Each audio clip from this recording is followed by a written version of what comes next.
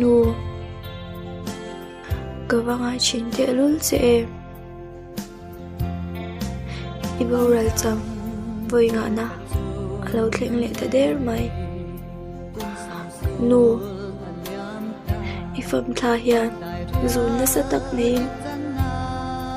upo takin kama chon china sin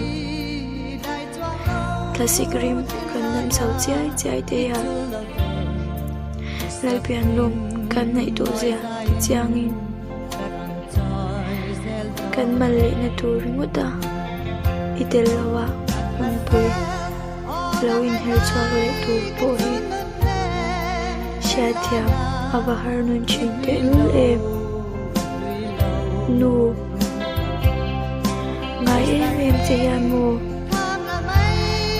isak ning lami ka kau chin cha chana le isak mel ton tur om lang chuan min run lo ta pianga mit tui ra chuan te kana nun fo chin sin imonu ilim thang nei chun le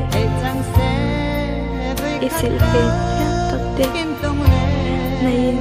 son to na moi takle il nei taka thuama